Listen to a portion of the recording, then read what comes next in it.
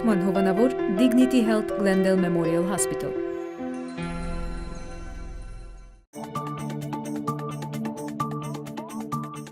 Hi, my name is Dr. Manuel Momjin. I'm practicing at Dignity Health Glendale Memorial Hospital. We live in beautiful, sunny Southern California. Get up off the couch, walk around the block. Staying active is going to be very, very important to maintaining your health and preventing many, many disease processes. Diabetes, blood pressure, obesity, osteoporosis, and the list goes on and on.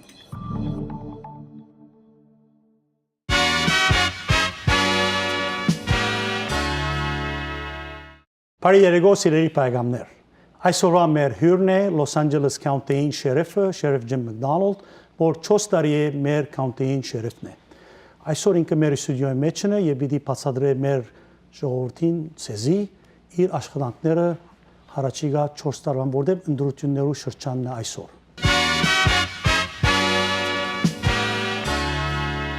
Jim McDonnell 2014 թվականից զբաղեցնում է Լոս Անջելեսի վարչաշրջանի շերիֆի պաշտոնը։ Սույն թվականի նոյեմբերին կայանալիք ընտրություններին վերընտրվելու նպատակով առաջադրելով իր տեխնացությունը, McDonnell-ը մշակել է մի շարք բարեփոխումներ ընդգրկող ծավալուն ծրագիր։ 4 տարի առաջ ստանձնելով շերիֆի պաշտոնը, Jim McDonnell-ը մեկնարկեց կաշառակերության դեմ ուղղված հետաքննությունների շարք, ներառյալ դաշնային բանտային համակարգի բնագավառում, որի արդյունքում կատարվեցին մի շարք բացահայտումներ եւ ձերբակալություններ։ Իր պաշտոնավարության ընթացքում շերիֆ McDonnell-ը հավասարակշռեց վարչաշրջանի գործունեությունը, զգալիորեն բարելավեց կահանավայրերի եւ բանտերի կացությունը, հաստատեց շերիֆի բաժանմունքի աշխատանքների թափանցիկությունն ապահովող ծրագիր։ Շերիֆ McDonnell-ի ջանքերով հիմնադրվեց թրաֆիկինգի դեմ պայքարի հատուկ բյուրո, ինչպես նաև վերակազմավորվեցին ահաբեկչության դեմ պայքարող բաժանմունքները։ Շերիֆի ենթակայության ներքո գտնվող տարածքներում գրանցվեց հանցավորության մակարդակի անկում 16%-ով։ Առաջիկա ընտրություններում շերիֆին իրենց զորակցությունն են հայտնում Լոս Անջելեսի վարչաշրջանի ոստիկանապետի միությունը,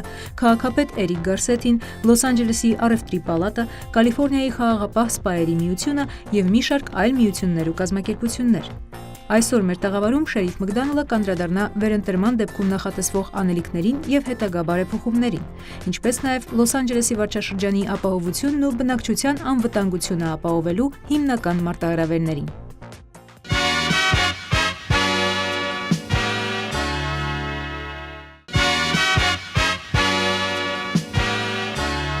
Սեր պայգամներ այսօրվա մեր հյուրն է շերիֆ Jim McDonnell, որ այսօրվա ստուդիոյի մեջն է։ Sheriff, welcome. Thanks, Mike.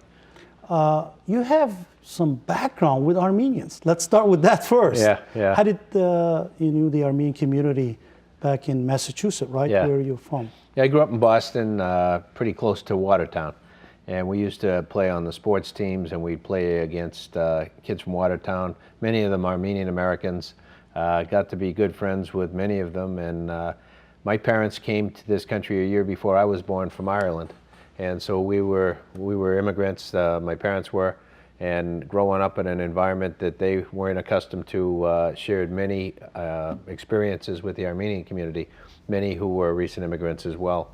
And so kind of, I guess, a hard scrabble upbringing. I lived right down the street from Fenway Park in the city, and it was a lot of fun when I look back on it now, great relationships and memories that'll last a lifetime. Do you go back at all? I do. I go back about once a year. My parents are both passed on now. My mom just died last May, so I probably won't go back as frequently as I did previously, but certainly still try and make it at least once a year. When did you move to Long Beach? Long Beach, 1996. For job or for going No, I had moved law to enforcement Yeah, I had agency? moved to Los Angeles back in 1981 to join the LAPD. Okay, so you joined initially LAPD. Right, and I spent 29 years with the LAPD, left there as first assistant chief, and then went to Long Beach as chief of police. And That's where you met some other Armenians. Oh yeah. Some famous Armenians in Long Beach. Oh yeah, Governor Duke Majan, his wife Gloria, so many other good friends. Tragic that the governor passed on recently, but what a legacy he left behind. Certainly everyone could look to him as the way to be a politician, the way to be a professional. Gentleman. Yeah, absolutely a gentleman. Not dirty politics. Not at all. Just a class act all the way through. I truly valued his friendship and the relationship that we had. Great family, great people, and a role model for anybody who was going to get into politics of the right way to do things. Right. So you became sheriff, what, 4 years ago? I did, yes. They selected you, you run for the office? I Yeah. mean, how did you become a sheriff? Not a path I thought that I would ever take, because I had grown up in the LAPD, moved over to the Long Beach PD, and the Sheriff's Department was a totally different entity, different set of responsibilities in many cases. But I sat then, Supervisor Don Kanabe had reached out and asked me if I would sit on a panel looking at violence in the jails. And so I did that, going into that thinking that, you know what, I've been working alongside the Sheriff's Department for, you know, my whole adult life. There's probably nothing I'm going to hear that I didn't already know or was aware of. And I was truly surprised, because some of the things that were going on in the Sheriff's Department and the jail in particular were something none of us would be proud of. There were acts of brutality and corruption and pay to play and things that don't belong in law enforcement, don't belong in society. So I sat on that panel, and people encouraged me then to run for sheriff, and it was not something I had ever really entertained. And so I thought about it.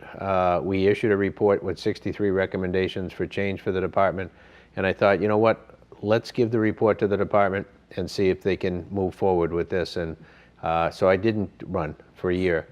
And in that year, then over 20 employees were indicted, and many of them convicted, including the sheriff and the former undersheriff.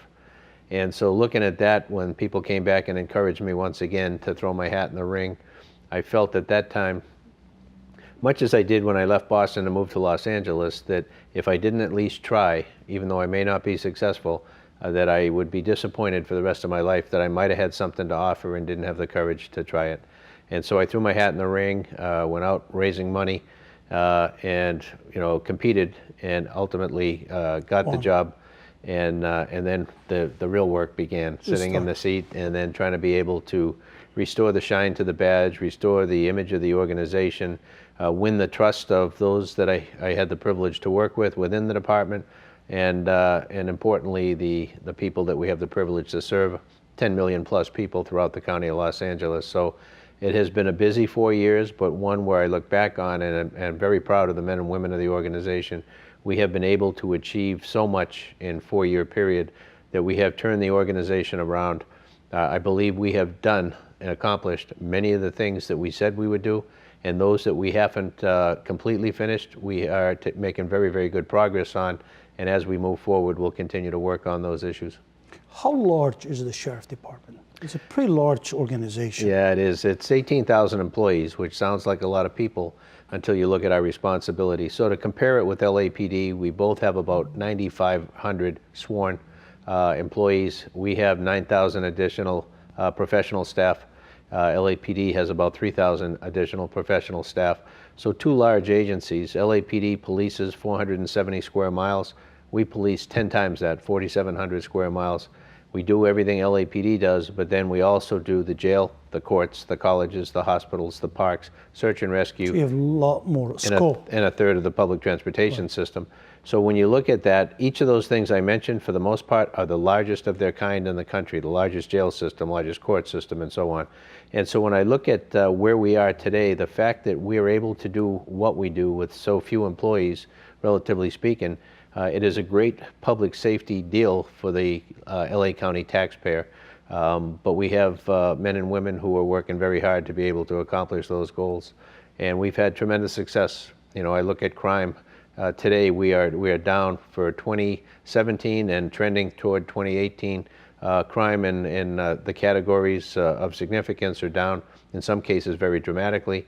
Some of the most chronically violent prone areas in the county, we're seeing tremendous results in reducing crime, violent crime in particular. Public support is up dramatically. And all of the indicators of running a successful organization are looking very positive. So I'm very proud of our people and of the work we're able to accomplish.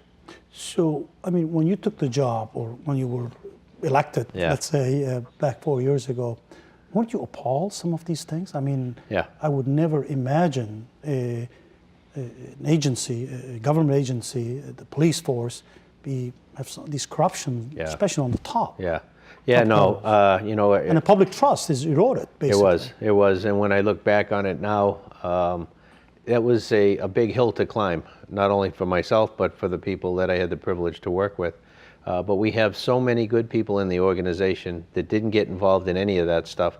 You had a relative handful of people who were running the show who took the rest of the organization down the wrong path and sacrificed so much good work and hard work and dedication on behalf of so many for so long and overturned that in a relatively short period of time. So in getting in the chair, the key was to be able to find out where the talent laid within the organization and be able to put the right people in the right spots to be able to move forward. So it took a while, but we have a leadership team now in place that I couldn't be more proud of. Hardworking people with a vision for the future, a shared vision of what we can be as an organization, and one that really looks to our communities, as the people we work for. And so we're in a position now where I think much of the policing community throughout the nation are looking to Los Angeles to be able to see what best practices are. And cops across the country are typically very independent people and don't like to ask for help. Type A personalities, but we have people from every state in the country and many nations around the world reaching out to us, asking for help with whatever the issue of the day is. So we're very proud of that. Did you increase the staffing when you took over? Yeah, I mean, ideally I would love to increase it dramatically, but we're in a position where some budget restraint. There are some budget restraints, but also it's very difficult to recruit young people to become police officers today. Yeah. It is a difficult road because we've had a tough 10 years in dealing with media across America and police community relations, particularly in some communities across the country, that has had a very detrimental effect on our ability to be able to recruit the next generation of deputy sheriffs and police officers. So that is a work in progress, and I have the opportunity to be here with you and to be able to look out to our audience and to say, hey, we're an organization that's hiring. We have tremendous opportunities that people can take advantage of. I would ask, take a look at our website, lasd.org. and click on the recruiting sections within there, and you can be able to see that, while I talked about the variety of responsibilities we have as an organization, that's a variety of opportunities that somebody has coming into the organization, that if they choose to do a certain type of specialized police work, for the most part, it's right here in LA County with the Sheriff's Department. If we were anywhere else in the country, I would say that we would be several standalone police departments, specialized police departments, and we have it all under one roof. So I think the taxpayer benefits from that, but also our employees have an opportunity to work so many different things during their career. Do you have difficulty recruiting, especially with a good economy we have? Yeah. Unemployment is less than 4%. Right, yeah. And wages are high. Yeah. So, I mean, I'm sure you're facing those challenges of trying to recruit people. It's very difficult. You mentioned the good economy certainly has an impact on people wanting to go into public service. There are other options that they could potentially make more money. But when I look at what we offer and the ability to come into an organization that has a great benefit package as far as medical and dental and retirement and all of the things that long term will make a big impact on a person's life, but also just the day-to-day job that we do. What other job can you go to work every day knowing that when you come home that you're able to have helped somebody, sometimes on the worst day of their life, and made it just a little bit more manageable? Right. That's something that's priceless when you try and figure out what do you get from that. And I look at that and look back on my own career and the opportunities I've had, and I wouldn't trade it for a minute. It's for the right person, it's a tremendous job. Not just the income. No, but it's also very difficult to get on. For every 100 people who apply, 4 make it to the academy, 3 make it through the academy. Wow. So in looking at that, you need a good background, you need to be committed to what it is we do. It's something that you can't just, as a lark, just say, yeah, maybe I'll try this. You got to be committed, but if you're committed, it's a tremendous job for those who want to be able to give back, want to be able to help people, and want to be able to be in a position where they truly do make a difference. Sheriff, we're going to take a break. Great. Believe it or not, we're at the end of our first segment. It went so quick. Thank you. So when we come back, we'll talk a little bit about the Sheriff Department and the Armenian community. Outstanding. Սեր պայգամներ գարչ թաթարամը հետո պիտի վերաթանակ մեր հայդակրին։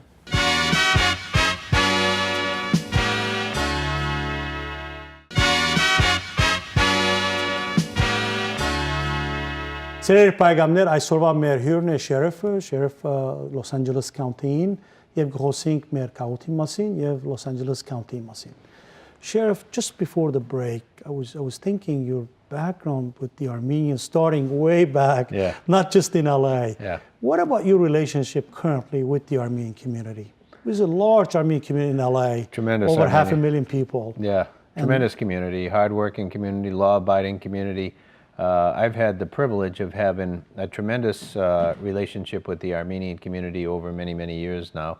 One I would like to be able to even build on. And so I thank you for this opportunity to be able to talk to the Armenian community and be able to share some ideas on where we are at the Sheriff's Department, opportunities we have, and certainly, as I mentioned, opportunities for career, chances as well.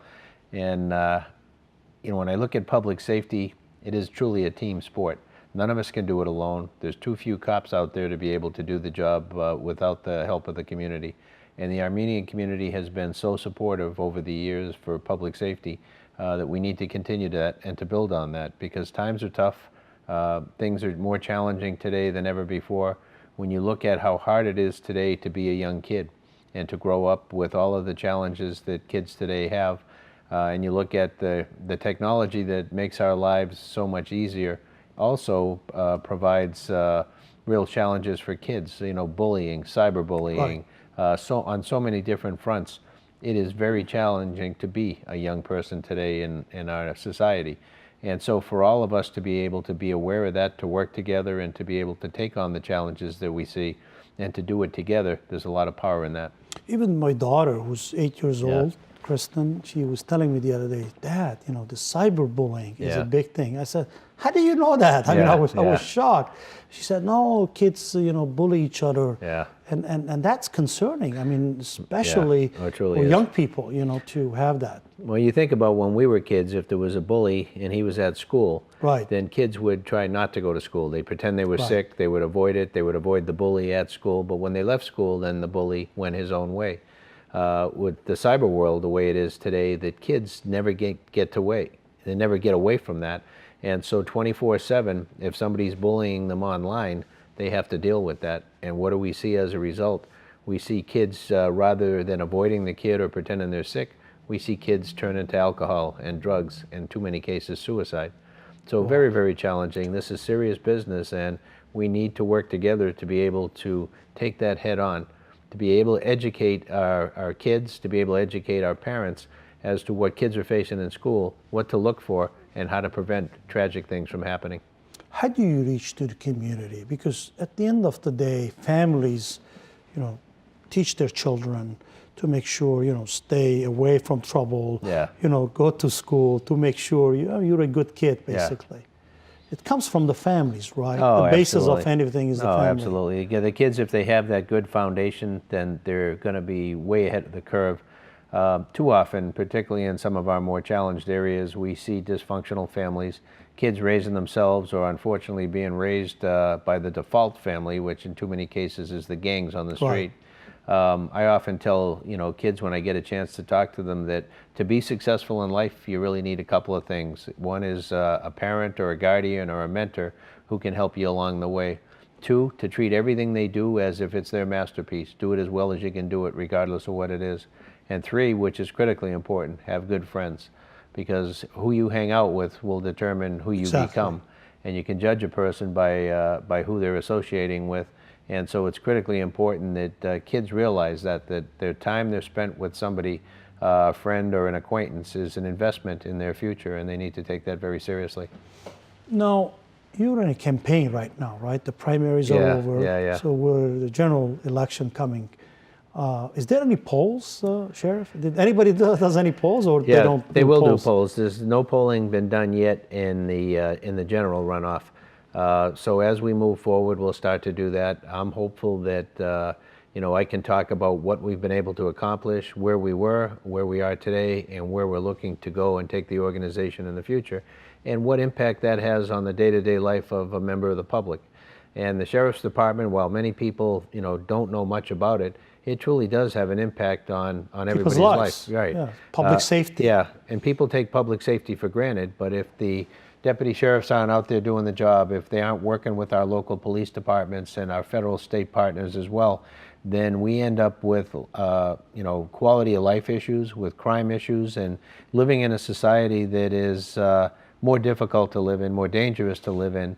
And when I look at the results we've been able to get as an organization, the relationships and the partnerships we have with our federal, state, and local partners, things are working out exceptionally well in Los Angeles. And that pays big dividends, whether we're talking about crime situations, crime prevention, crime suppression, quality of life issues, but also on the counterterrorism front and on all of the new challenges that we face in 21st century policing. Things that just a few short years ago, police didn't really give that much thought to. And when I look at the challenges that we've taken on that aren't viewed as a core police function, we have tremendous youth programs throughout the county. The Sheriff's Youth Foundation, we have 17 youth centers spread at different places in the county. Tremendous impact on young people growing up. They have a safe place to come after school. They have an ability to be able to get help with their homework, get some mentoring, to get some leadership skills, but then once the homework is done, to be able to engage in activities and sports. So we saw the need and we took on youth programs. Then 9/11 came along in 2001. Counterterrorism became another responsibility, a big issue. And more recently now, dealing with the opioid epidemic. We've issued our people naloxone or Narcan, an antidote for an opioid overdose, to be able to help bring people back. Deputy sheriffs and police officers are there oftentimes long before the fire department gets there, or they have to get there and then request the fire department. By the time they get a response, even if it's a quick response, it's too late. So we've equipped our people with the ability to be able to bring people literally back to life. And we've seen just in the month of June, we used that 14 times in the jail environment and brought people back to life that otherwise would have been gone.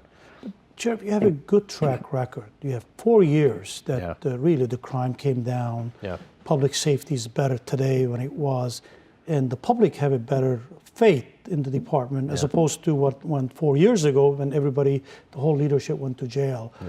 So you have a good track record. You're fighting who? Who's your opponents? Yeah, I have a competitor who is a recently retired lieutenant from the Sheriff's Department.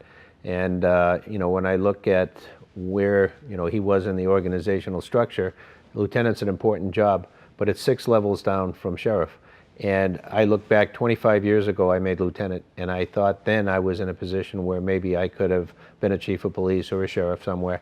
And I look back on that now and I realize how naive I was, that I didn't know how much I didn't know. Didn't know. And sitting in each of those chairs that I've been able to in 3 organizations now, I've learned so much in the last 25 years that allow me to be able to lead the way I do, that if I didn't have those experiences, I wouldn't be anywhere near as successful. We're going to take a break. All right, Believe it or not, we're at the end of our second segment. Okay. It's going so well, our conversation. Thank you. So when we come back, we'll talk about some of the other issues facing the Sheriff Department as well as your re-election campaign. Thank you. Սեր պայգամներ գաշտաթարեմը հետը պիտի վերաթարնակ մեր հայդակրին։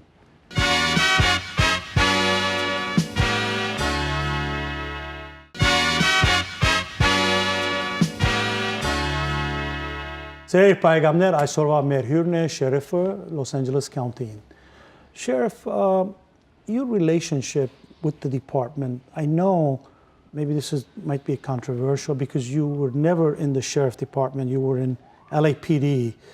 Did you face any adjustments, let's say, when you first took over 4 years ago? Because you're not an insider, so to speak, Absolutely. You're an outsider. No, how do you overcome that? That's a great question because certainly that was an issue. And there is a giant learning curve coming into an organization like the Sheriff's Department, who has so many specialties that are different from what a local police agency does, the jails, the courts, the colleges, the hospitals. So it was an adjustment for me, trying to be able to get up to speed as quickly as I could. I put a lot of time in. I tried to educate myself as well as I could in the organization, both on what we do day to day, but also on the culture of the organization, the tradition of the organization, a very proud tradition, a very hard-working culture. And I look at my experience in leaving the LAPD, where I had grown up and spent 29 years, and going to Long Beach PD and coming into a situation there that was very challenging. A lot bigger, challenging. They had some issues there that needed to be addressed. They did not want an outsider coming in, and I was the outsider, so there was a major adjustment period there, both for them and for me. And I think that was beneficial to me as a learning process in coming into the sheriff's position, because I learned a lot about myself. I learned a lot about change management in an organization that I was able to carry over into the sheriff's department. But my goal was to respect the tradition and the customs of the organization, but not to be tied to the way we've always done it, to be able to look for opportunities for best practices, to be able to change what we do where it's appropriate, but not to do change just for change's sake. And in doing that, trying to explain myself as well as I could to everybody on why we were going to do what we were going to do. And overall, I look back on it, and while there was some bumps in the road, as you can expect there would be, all in all, I think people realize that, hey, we have a path we have to take in order to be a better organization, in order to be able to overcome the issues of the past, and to be able to showcase the talent we have within the organization. I intentionally didn't bring in people from the outside. Just promoted within. Right, with few exceptions, people who were able to come in, as professional staff who had specific type of expertise that weren't readily available in the department. But from the sworn side, we worked with the talent we had within the organization, which is widespread, and I was able to get to know people relatively quickly and be able to tap into their talents and put them in place and basically watch them thrive. And so I feel very, very fortunate that we today have the team that we have, and we're moving forward the way we are. Sheriff, what are your goals if the people of Los Angeles County elected you again in this upcoming election? What are your plans for the next 4 years? Great question. I look at where we were and how much we've accomplished and where we are today. And a lot of what we do is not something you can check the box and say we've completed that. It is a work in progress. We're in a very dynamic atmosphere. We're in probably the most complex and difficult times in American policing's history. And you have to be in a position where you're adaptable, flexible, to be able to deal with whatever comes your way.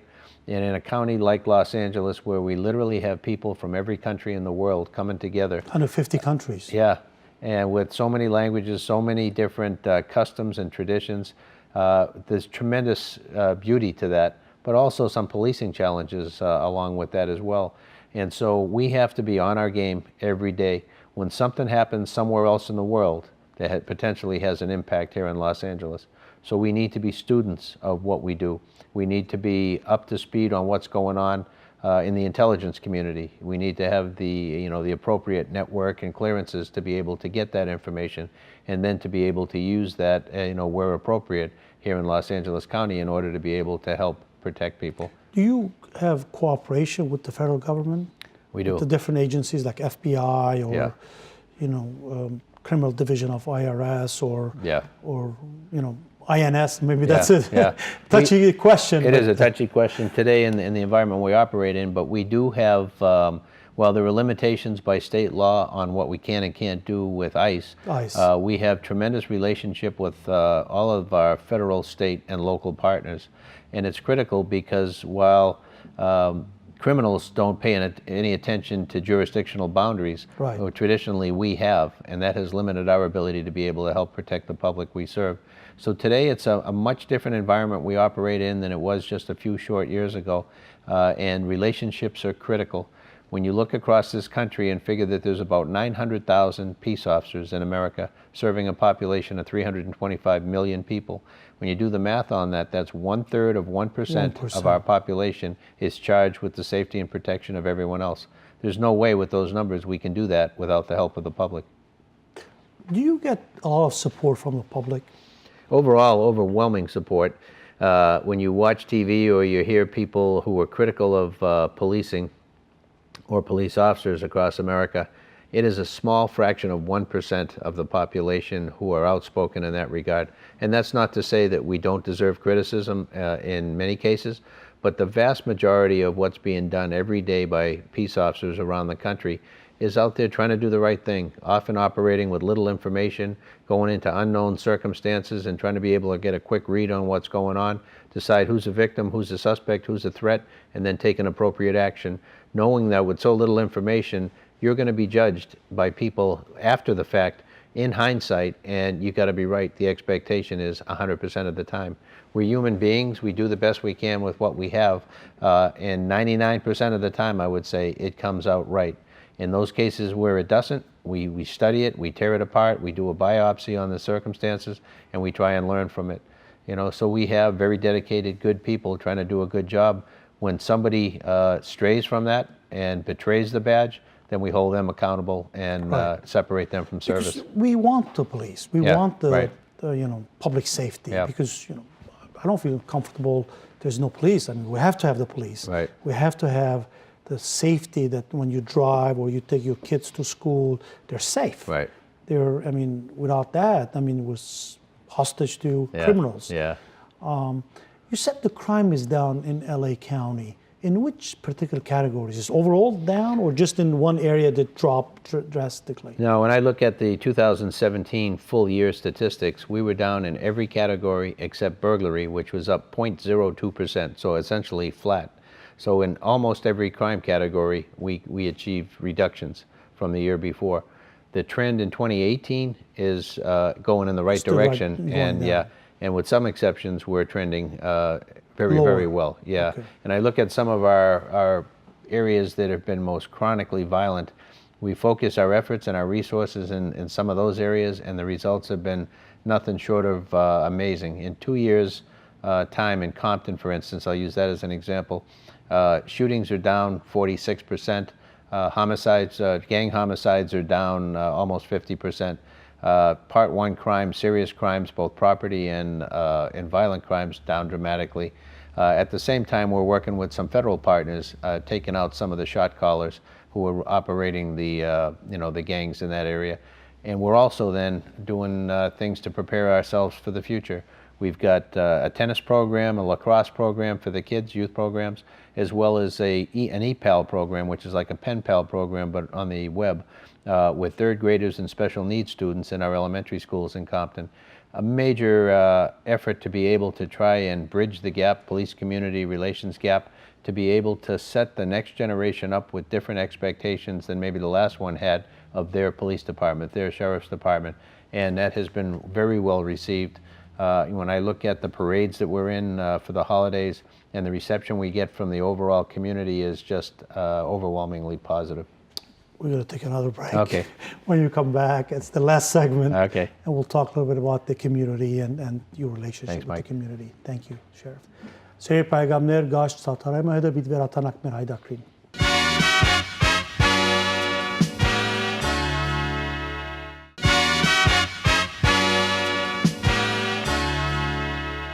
Սիրելի պայգամներ, այսօրվա մեր հյուրն է շերիֆը, Los Angeles County-ին եւ գխոսենք Los Angeles County-ի մասին։ Sheriff, you're running for re-election. Yes.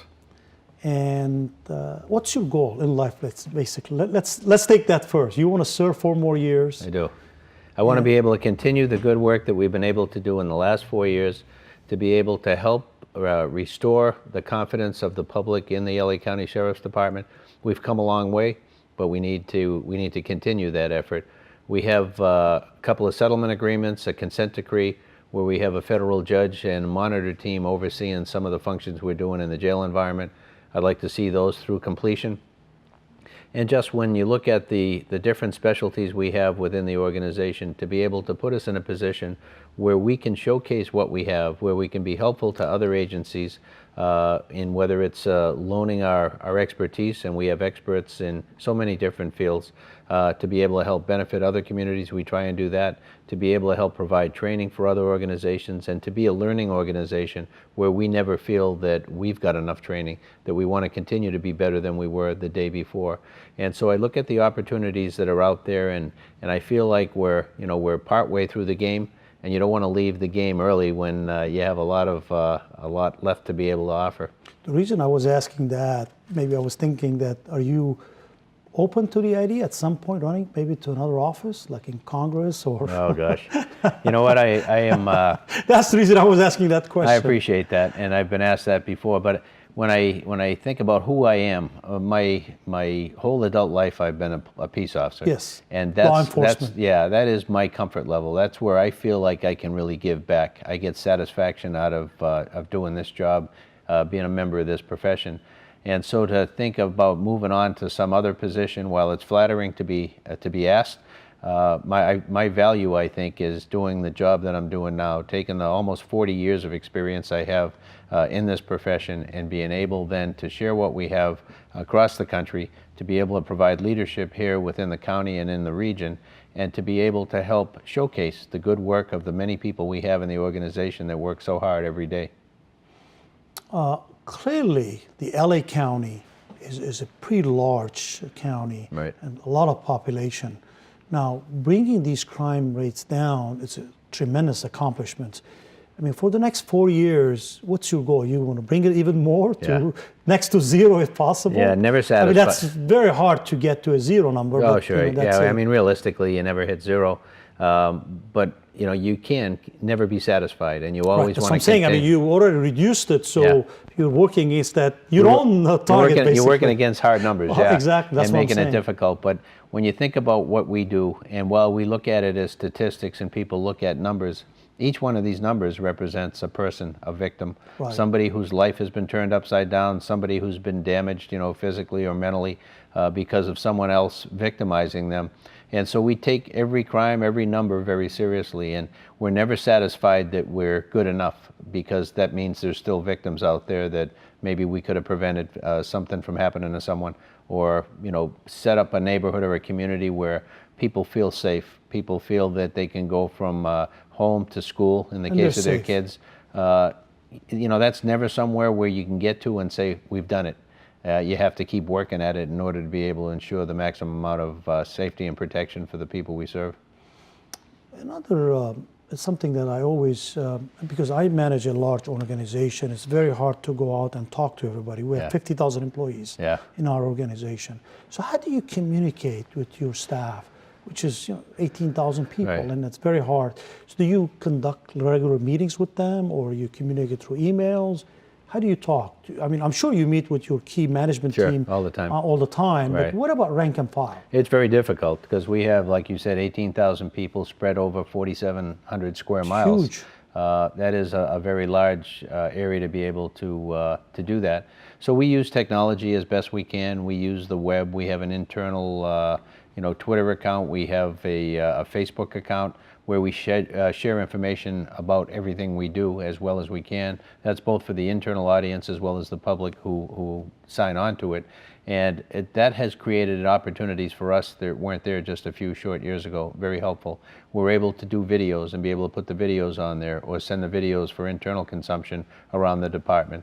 I try and get out there as best I can to the different stations. We have 23 patrol stations throughout the county, and many other locations where we have specialized detectives and other units working. And so realistically, it's impossible to be everywhere as much as you'd Right. like to be. But I like to get out. For me, the enjoyment is meeting our people, doing what they do best, out in the field where they do it. And I tell you, I couldn't be more proud of them when I get to see them in action. But there's always that frustration that you're not out enough, and then you've got the demands of the paperwork that goes along with the job, all of those kind of things, as well as then all of the community events that we engage in. attend. Yeah. So that opens the question for the Armenian community. So do you attend a lot of the functions in the Armenian community? I try to. If I'm invited, I have a problem saying no. And my staff, they shake their head and they go, you got 4 events tonight. You can't go to all of them. They say, I'm going to try and get to all of them. Go half hour already to each So event. I try and do that. You know, I'll go to 4 dinner events a night, and I go home and I have a peanut butter sandwich because I didn't eat You didn't at eat any in of these them, you events. know. But to me, the fun, I'm driven by just the people part of the job. They're being able to meet new and different people, to be able to see old friends, to be able to re-engage with people. And if people have issues, public safety issues, to be able to help them with them. I get great satisfaction out of that. But for them just to know we're there if they do need us, and a place to call, and, you know, a personal contact where if they feel that something needs to be addressed, either for themselves or for some member of the community, that there is that friendship, the ability and willingness to be able to reach out and say, can you help me? And we're more than happy to do that.